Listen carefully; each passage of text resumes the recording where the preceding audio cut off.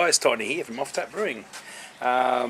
Just added some bittering hops to both my little experimental batches. Should say happy beef on Friday to all you guys out there. But what I mean by experimental batches is I did a massive big grain bill last night. Well, boom, 33 kilos of grain, and I recirced it through the Brewmeister, and I used the computer on the Brewmeister to control temperature, so my mash in temperature all the way up through the protein rest, and then they're going to be a dry ale come summer here, and then I shut it all down and went to bed once I got it to 63 degrees, and a constant 63 degrees. Shut it down, went to bed, woke up this morning, so left it mash overnight. Come out this morning, heated everything back up again, got it recircing, filled the 40 litre urn up, filled this one up, and got it up to 80 degrees. And then I pulled all the water out of that back into the Brewmeister and started the Brewmeister up to 80 degrees. Then the 80 degree water here, I poured into there, and then recirced it through here for about 30 minutes, just to get all the sugars out. And then I sucked all the water out of that, or the wort out of that, and then I recirced. You can see the pumps are still set up. I circulated the wort through for about half an hour to equalise the two sugar levels, and hopefully I got it close. That was my idea, to make them both the same.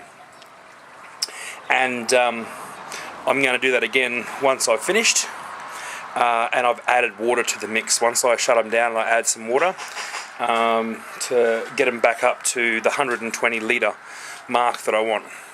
Obviously I've had to come down a little just for the boil off and all that sort of stuff, so I don't boil over. So then I'll top that up right to the top, and I'll top that one right to the top. Okay, and that should give me 6 cubefuls of the same base. Now I've just bittered with Mosaic, as you saw, but the same base. I've got a heap of hops coming up, and I'm going to do some videos on making hop teas, guys. And this will be 6 bases of all the same tasting wort. They'll be fermented in the same fridges. I may even use my 60 litre fermenters to do 2 big batches of it, and then keg them, and then use different hops in teas to add to the keg. Now, hop teaing is just boiling some hops in some water for your 10 minutes to get your flavour and aroma out of them, and then straining that tea into your keg, which then flavours your beer. Let it sit for a couple of days, and it goes through really nicely. So yeah, that's the idea there. That should be fun, and I should be able to get a really good representation of the hops that I've bought. I've bought some ones that are right out there, different. You don't really hear much of, mainly because they are cheaper, and at this stage of the year or the season, the trendy ones are harder to get. I did, however, get my hands on 5 kilos of Amarillo,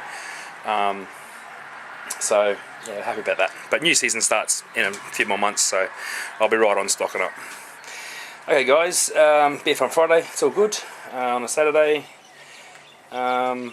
Yeah, I'll keep you updated over the Christmas holidays on how these beers go. I've got a few in the pipelines before I get to those, but I'm really keen to see how this hop teaing goes, and experimenting with a few of these unknown, not unknown, but just not popular hops. Trying to get some new set of things that are cheap, I suppose. All right, guys, that's me out. I've got to keep an eye on all this, and my arm's getting sore holding the camera up. Oh, it gets sore. But yeah, you guys have a lovely beer on Friday. Remember, beer makes you smarter.